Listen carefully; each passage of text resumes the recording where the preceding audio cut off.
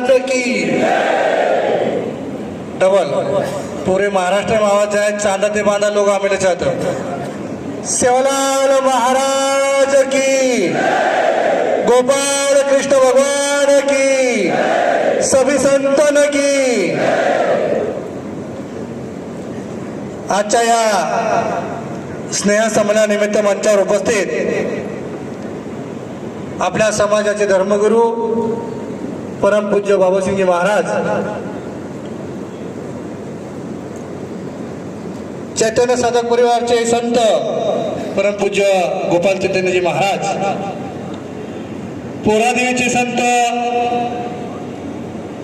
जितेंद्रजी महाराज, शेखरजी महाराज, मातारांचे सरस्वती सिद्धनारायण स्वामी, श्यामचंद्रजी महाराज, सर्वचंद्रजी महाराज, मंचावर उपस्थित सर्व संत, सर्व विभागस्तरीय सदस्य, राज्यस्तरीय सदस्य, माझ्या समोर सर्व उपस्थित चांदा ते बांधा ज्यांना म्हटलं जातं की महाराष्ट्रातल्या दोनच विषयात गणना केली जाते, ते चांदा ते बांधा.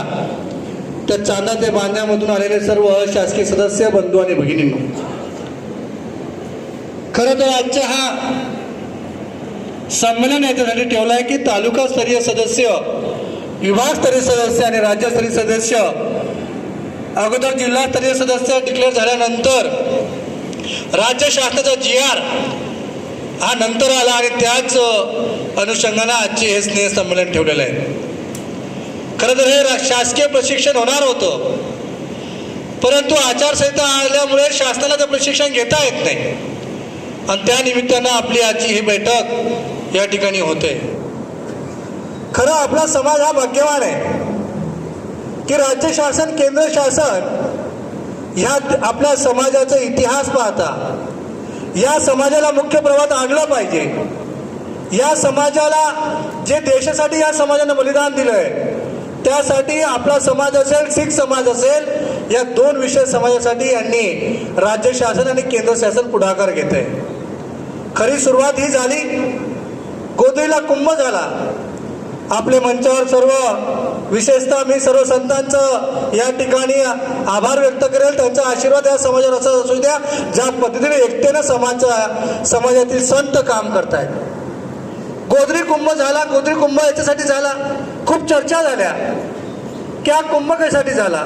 खरं कुंभाच्या माध्यमातून समरसता असेल, एकता असेल, आपली संस्कृती असेल, इतिहास असेल, परंपरा असेल, याचं देशभराचं प्रदर्शन त्या ठिकाणी झालं.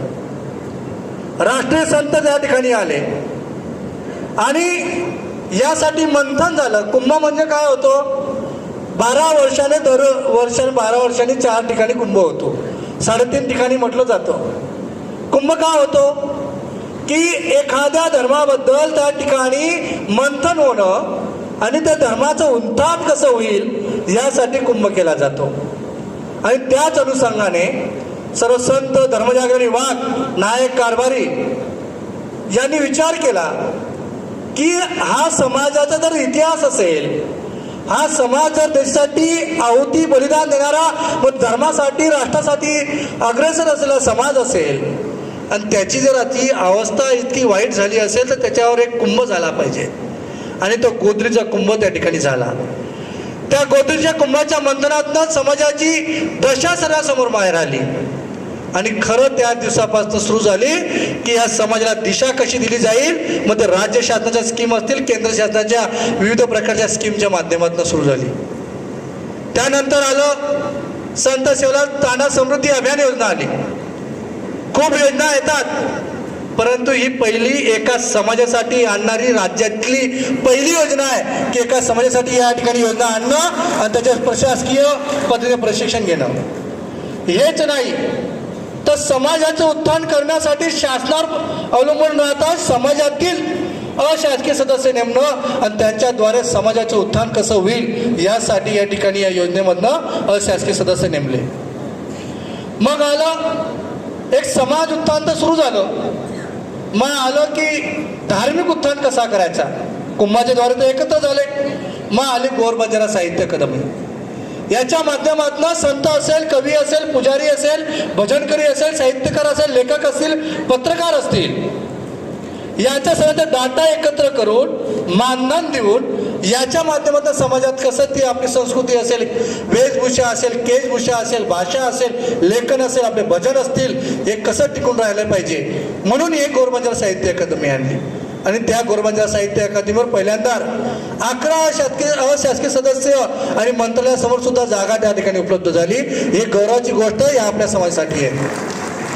मग ही धर्मसत्ता उत्थान करण्यासाठी योजना आणली आणि सर्व गोष्टीचा विचार केल्यानंतर केंद्रामध्ये बंजारा कल्याण बोर्ड आणलं की राज्य शासन 40% याच्यातनं आपलं वाटा उचलेल आणि केंद्र शासन 60% उचलेल.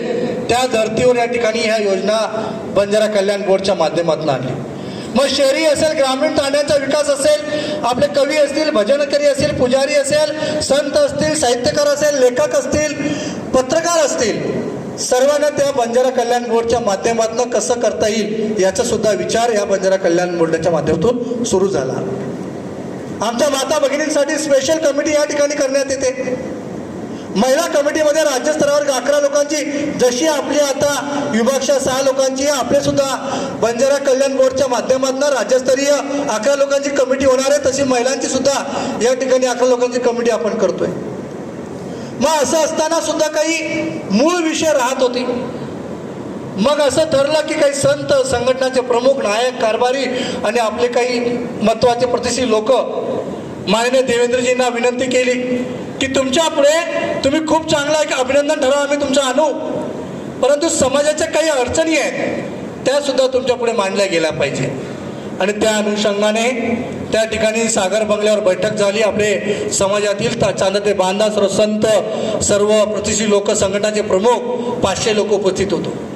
त्या ठिकाणी काही विषय मांडले गेले ज्यामध्ये होतं की आमच्या जातीमध्ये घुसखोरी होते. SIT फक्त ही 6 ते 8 महिन्यासाठी आणली जाते. परंतु देवेंद्रजींनी त्या ठिकाणी शब्द दिला होता की मी असं एक एकत्रित असा प्लॅन करतोय की आयुष्यभरासाठी तुमच्याकडे घुसखोरी होता कामा नये म्हणून एक परमनंट समिती राज्यस्तरावर त्यांनी स्थापन केली. त्यानंतर आपण असं सांगितलं की आमचे छोटे छोटे तांडे आहेत, तुम्ही किलोमीटरची अट काढली आहे. या संत शला तांडा समृद्धी अभियानाच्या मार्फत आमच्या तांड्यांना ग्रामपंचायत मिळेल. मुख्य गावाला अटॅच आहेत. आजाराची संख्या तुम्ही ठेवली ती कमी करावी, 700 पर्यंत आणावी. तो सुद्धा GR माननीय देवेंद्रजींनी आणि माननीय गिरीश भाऊने 2 दिवसाच्या आत करून 1000ची लोकसंख्या 700 वर आणली. नॉन क्रिमिनल आपल्या समाजाचे 8 लाखावरनं 15 लाख केली.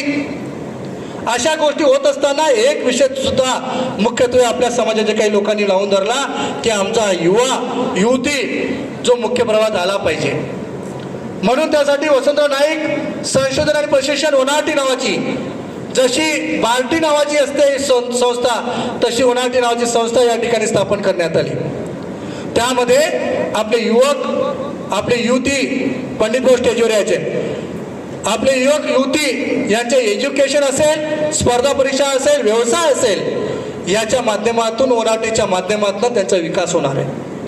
अशा प्रकारे सर्व कॉन्सोलिडेटेड विकास एखाद्या समाजासाठी कोणी विचार करत असेल तर मला असं वाटतं की तुम्ही लक्षात घ्या 3 प्रकारच्या व्यवस्था या ठिकाणी उभं राहणार आहे. मी सर्वांना विनंती करत असतो नेहमी की 2027 पर्यंत तुम्ही फक्त लक्ष द्या. एखादी GR काढायचं तुम्हाला राज्य शासनाने कॅबिनेटच्या अंतर्गत हे अशासकीय सदस्य नेमा म्हणून आपला GR आलेला आहे. साधा सुधार कोणी एका मंत्र्याने कागदावर लिहिला GR नाहीये. तुम्हाला 3 वर्षासाठी मग तुमचा प्रवास भत्ता असेल, तुमचं मानधन असेल, तुम्हाला कॅबिन असेल, तुमचं लेटर कसं वापरावं असेल, तुम्ही तुमची आचारसंहिता कसली असली पाहिजे, काय काय काम 3 वर्षात तुम्ही करणार आहे याचं पूर्ण लेखाजोखा त्या GRच्या माध्यमातून आला. मला असं वाटतं की समाजाचं उत्थान खऱ्या अर्थानं करायचं म्हटलं तर अशा प्रकारे होतं. हे केव्हा शक्य झालं? जेव्हा आमची संत शक्ती एकत्र आली, जेव्हा आमची समाज शक्ती एकत्र आली, आमची सज्जन शक्ती एकत्र आली, त्यामुळेच राज्य आणि केंद्र शासनाने अशा प्रकारच्या योजना आपल्यासाठी काढल्या आहेत. जेव्हा एकता असते, सरळ माझी विनंती की एकतेशिवाय काही पर्याय नाहीये. परंतु हे आपल्यासाठी देत असताना कुंभाच्या माध्यमातून माझ्यासारख्या युवांना सुद्धा की खरंच माझे पूर्वज असे होते का? एकेकाळचा हा संस्कृतीने संपन्न असलेला, आर्थिकतेने संपन्न असलेला, वैभव संपन्न असलेला समाज जर त्याची वाताहत करायचा प्रयत्न झाला होता ते पुन्हा त्याचं चक्र या कुंभाच्या माध्यमातून फिरून आलं। मला असं वाटतं की इतक्या चांगल्या प्रकारच्या योजना आपण आणल्या आहेत आणि पहिल्यांदा असं होतंय की समाजातल्या लोकांनी त्या योजना राबवायच्या आहेत। यासाठी जर तुम्हाला आर्थिक तरतूद सुद्धा केली असेल तर मला सर्वांना विनंती असेल की आपण पाणी वाटू नका रे भैया, ए दादा पाणी नको। यासाठी जर आपला उत्थान करायचा असेल तर सर्वांनी ताकदीनं काम केलं पाहिजे। आज समाजाचे प्रतिनिधी म्हणून तुम्ही तिथे काम करतायत। एक GR सुद्धा निघालाय, तुम्ही पाहिलं असेल की आम्ही टोकन अमाऊंट टाकून पाहिली। आता या वर्षी 2,500 कोटी टाकायचे होते। काय सरळ महाराजांची कृपा, काय बुद्धी सुचली आम्हाला अधिकाऱ्यांना। अधिकारी म्हटले की पहिली योजना आहे, तुम्ही टोकन अमाऊंट टाकून पहा, ज्या अडचणी येतील। असं नव्हतं की 2,500 कोटी टाकले तर त्यात खूप अडचणी तयार होतील। टोकन अमाऊंटनं काही अडचणी आपल्याला कळाल्या। त्या अडचणीतनं असं समजलं की या अमाऊंट आपण टाकतोय पण मुख्यत्वे तांड्याचा विकास काही होणार नाही। म्हणून लगेच दुसऱ्या दिवशी आम्ही तो GR बदलला। कॅबिनेटला तात्काळ शुद्धीपत्र काढण्यात आलं। समाजातील लोकप्रतिनिधी म्हणजे कोण, समाजातील सरपंच, पंचायत समिती सदस्य, जिल्हा परिषद सदस्य, आमदार, खासदार आणि अशासकीय सदस्य म्हणजेच लोकप्रतिनिधी म्हणून तुमची गणना झाली। हे सुद्धा विशेष या राज्य शासनाचं मानलं पाहिजे। न निवडता आपण आता पंचायत समितीमध्ये बसणार, न निवडता आपण जिल्हा परिषदमध्ये बसणार, कलेक्टर ऑफिसमध्ये बसणार, तहसीलदार कार्यालयात बसणार, न निवडता आपण विभागीय आयुक्त कार्यालयात बसणार, न निवडता आपण मंत्रालयात बसणार। ही जर आपली एकतेची ताकद असेल तर मला असं वाटतं की याच्यासाठी आपण रात्रंदिवस या समाजाचं उत्थान कसं येईल, समाजाचे आराखडे कसे तयार करता येईल याची सुद्धा रचना लावली पाहिजे।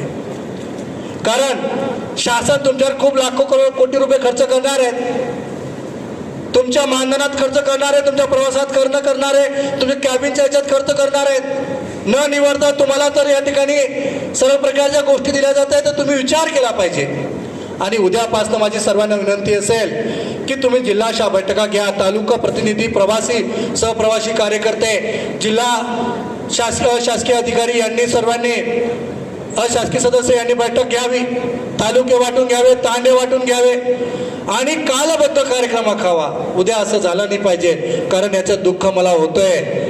ज्या वेळेला जिल्ह्याचे अशासकीय सदस्य नेमले अर्ध्यापेक्षा जास्त आराखडे या ठिकाणी पोहोचले नाही, म्हणून 2500 कोटी टाकता आले नाही। मित्रांनो, हा तुम्हाला जर शासकीय अशासकीय पद्धतीने मानधन मिळतंय तर प्रत्येकाचं काम आहे। कारण हा समाज तुमच्याकडे आशेनं बघतोय की माझं काहीतरी विकास होईल, आता खरं माझं समाजाचं उत्थान होणार आहे। परंतु तुम्ही आराखडे व्यवस्थित दिले नाही। 4033 शासकीय रेकॉर्डवर असलेल्या त्या तांड्याचे सुद्धा आराखडे आमच्याकडे आले, हे दुर्दैव सांगावं। त्यामुळे आम्ही 2500 कोटी टाकू शिकलो नाही।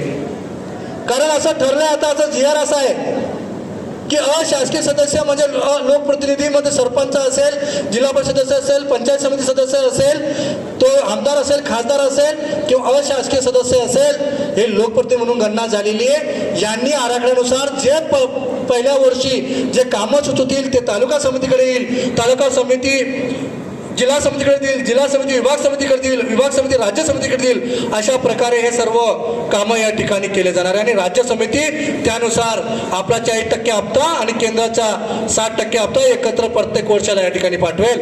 आणि काम सुद्धा असं ठरवलंय आता, सेंट्रल गव्हर्नमेंटने सेंट्रल PUC असते, त्यांच्या PWच्या 15-20 कंपन्या आहेत, तेच काम आता तांड्यात करतील। डायरेक्ट कोणी ठेकेदार घेऊ शकत नाही, कारण टोकन अमाऊंट टाकल्यानंतर ते लक्षात आलंय। कारण तांड्याच्या विकासासाठी कोणतरी हजारो कोटी देत असतील तर प्रॉपर तांड्याचा विकास झाला पाहिजे। माझी सर्वांना विनंती की आपण आयुष्यामध्ये पैसे कमवून घेऊ, कारण तुम्हाला त्या पद्धतीनं आर्थिक पाठबळ मिळतंय। माझी सर्वांना विनंती आहे की एकाच वेळा हा 3 वर्ष तांड्याला भरघोस निधी येणार आहे, पूर्ण भविष्यात 500-700 मेंटेनन्ससाठी निधी येईल। बंजारा कल्याण बोर्ड काही दिवसामधनं केंद्रामध्ये घोषित होणार आहे, 11 लोकांची समिती होईल, सर्वांना राज्यमंत्री, केंद्र दर्जाचा मंत्री या ठिकाणी घोषित करणार आहे। आपल्याला सुद्धा राज्यामध्ये विचारणा झाली आहे, परवाच एक पत्र आलेलं आहे की केंद्रामध्ये आम्ही बंजारा कल्याण बोर्ड स्थापन केलंय, राज्य शासनानं आपली पॉलिसी ठरवून सांगावी, कोणत्या विभागाच्या अंतर्गत किती अधिकारी तुम्ही देणार आहात, काय काय पद्धतीने तो बंजारा कल्याण बोर्ड करणार आहात, या विषयात एक कमिटी तयार झालेली आहे। मग कर्नाटका तांडा डेव्हलपमेंट बोर्डचा अभ्यास केला जातोय, दिल्लीतलं बंजारा बोर्डचा अभ्यास केला जात आहे. आपण जी योजना करतोय त्यातला अभ्यास करून एक मध्यम कसा बोर्ड काढला जाईल याची सुद्धा रचना राज्य शासन या ठिकाणी करतोय. विशेषतः मी माननीय गिरीश भाऊचं, देवेंद्र भाऊंचं, राज्य शासनाचं आणि केंद्र शासनाचं या ठिकाणी अभिनंदन करेल की या समाजाचं एवढं कॉन्सोलिडेटेड एकत्रीकरण करून विकास करायचं काम करतायत. माझी सर्वांना विनंती आहे की आपण अशा बोर्डाच्या माध्यमातून प्रत्येक व्यक्ती त्या ठिकाणी पोहोचला पाहिजे. प्रत्येकाला अपेक्षा असते की बोर्डात गेलो पाहिजे. तुम्ही अशासकीय सदस्य म्हणजे एक दिवशी बोर्डाचे मेंबरच होणार आहेत. जे व्यक्ती, सर्वांना माझी विनंती कळकळीची आहे, माझी जिल्हा समिती, तालुका समिती, विभाग समिती, राज्य समितीला विनंती आहे की हे पद शोभेचं पद दिलं नाहीये. या समाजाचे प्रतिनिधी, एक सर्वसामान्य कार्यकर्ता हा समाजासाठी काम करतो म्हणून आपण नाव निवडलेत.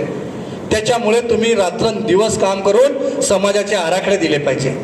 हे आराखडा पुस्तक तुम्हाला एक फॉर्म दिलाय, त्याच्या अगोदर एक माहिती दिली, काही कसं कसं काम होतं ते वाचून दाखवणं, तांड्याची समिती घोषित करणं, त्याच्या जीपीएस लोकेशनचा फोटो काढला किंवा जिओ टॅगिंग फोटो काढणं, त्यानंतर तो आराखडा भरला की तांड्यामध्ये 1/3 तांड्याची संख्या बोलवून तो आराखडा वाचून दाखवला. त्याच्या अगोदर ती माहिती मी सांगितली आहे ती वाचून दाखवणं की आपण काय काय केलंय यासाठी आपण ते वाचून दाखवणं. दोघी फोटो आणि तो आराखडा पुढच्या 20 ते 15 ते 20 दिवसात देणं. कारण 24 तारखेला पहिलाच हप्ता धडकन आला पाहिजे की माझ्या तांड्यातनं आम्ही आराखड्यानुसार हे प्राथमिक या वर्षाचे कामं दिले होते, इतके 1 कोटी 2 कोटी असे पैसे येणार आहेत. कारण जोपर्यंत तांड्यांचा आराखडा मिळणार नाही तोपर्यंत आपला रजिस्टर काही करता येणार नाही.